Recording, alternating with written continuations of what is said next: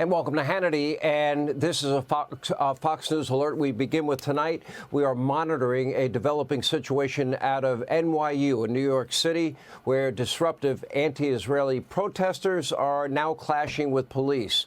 We're going to have more on this straight ahead tonight. Plus, Donald Trump stuck in New York in criminal court, where a bogus political witch hunt is now entering its second week. And just one block away, a big win for President Trump in a New York civil court. Coming up, we'll help you keep track of the left's fully weaponized Department of Justice. We'll talk to two people that were in the courtroom today, and we'll get reaction from Eric Trump.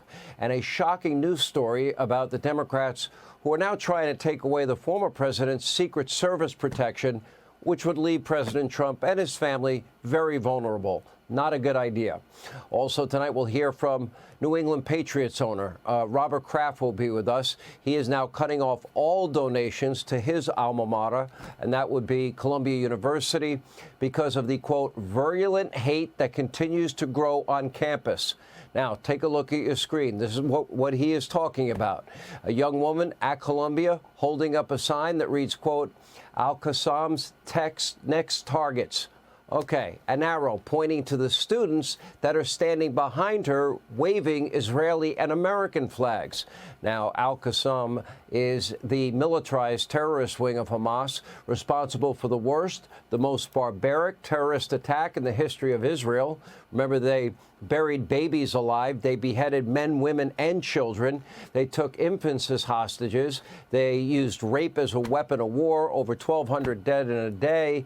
And this woman on your screen, face covered with a scarf, is hoping for more of the same. She's not alone. Take a look.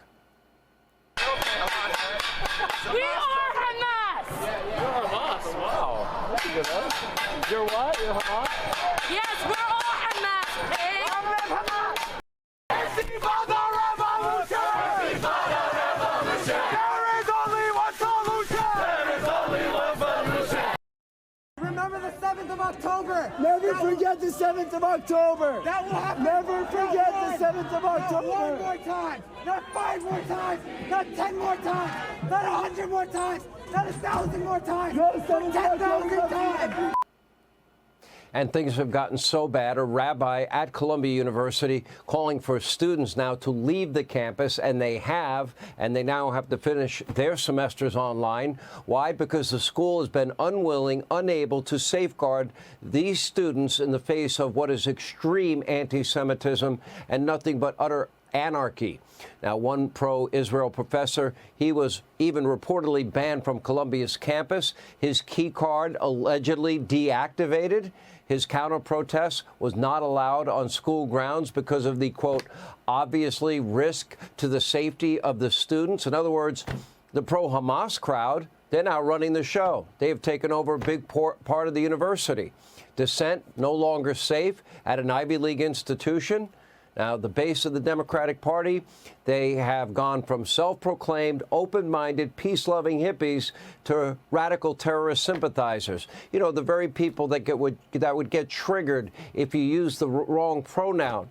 Now they are justifying violence and really offering what is nothing short of aid and comfort to terrorists. Now, to his credit, there is one Democrat, only one, and that's John Fetterman, of all people, calling these protests reprehensible and demanding Columbia's president step down. Now, Senator Tim Scott, Congresswoman Elise Stefanik, and several other Republican lawmakers, they have also called for Columbia's president to resign. She should be fired before she resigns. New York Times, well, they're describing the protest as one big happy party. Quote, at Columbia, the protest continued with dancing and pizza. That's just like the summer of 2020. 574 mostly peaceful riots. Remember, dozens of dead Americans, cops pelted with bricks, rocks, bottles, Molotov cocktails, and billions in property damage. Mostly peaceful. Why? Because they wanted that vote. I guess they missed the calls for a global intifada across our country. Similar protests, by the way, were happening in Yale, MIT, as you can see on your screen, NYU. Far-left, radicalized students indoctrinated by their communist professors taking to the streets to call for what? The annihilation of Israel and the United States from the river to the sea? And the Colombia president thinks that's okay. If you use the wrong pronoun, you're probably going to get expelled. Joe Biden is now desperate to win their vote. The same Joe Biden who claims he ran for president because of the bigotry and the hatred that he witnessed in Charlottesville. Okay, but now, according to Joe, well, there are very good people on both sides of the protest. He actually said it. Take a look. Do you condemn the anti-Semitic protests on college campuses? I condemn the anti-Semitic protests. That's why I've set up a program to deal with that.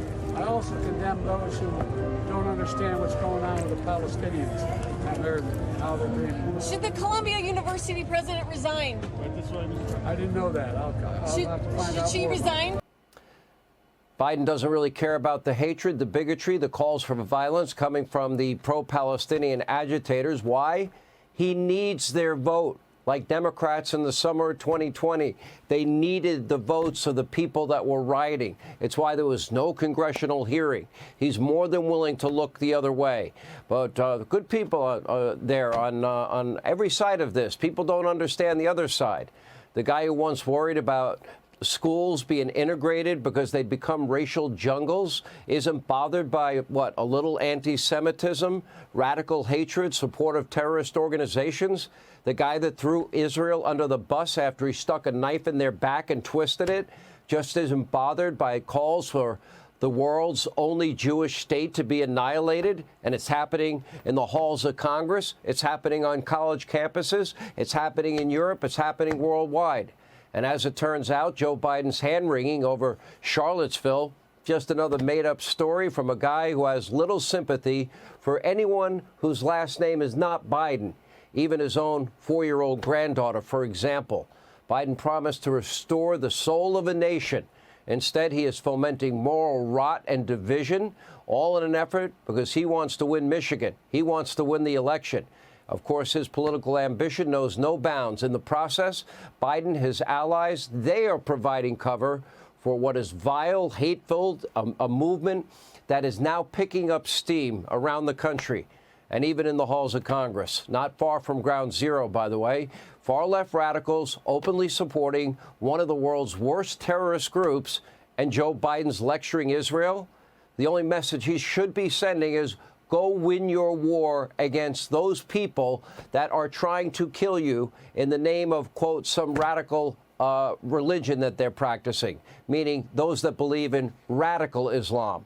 Don't forget, before and after the rape, murder, and, killing of nearly 1,200, the abduction on October 7th, Hamas, a terrorist organization, radical jihadists, have waged a nonstop campaign of terror against civilians on both sides of the border.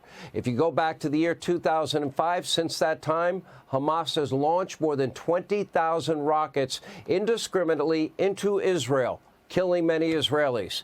If not for Israel's Iron Dome, hundreds of thousands of civilians would likely be dead. And yet radical members of Joe Biden's far-left base, they now feel very comfortable openly supporting the terrorist organization whose own charter calls for Israel's destruction, defending, making excuses for terrorists, trying to get Israel to back down and just accept that this is their way of life. That's your modern Democratic radicalized party.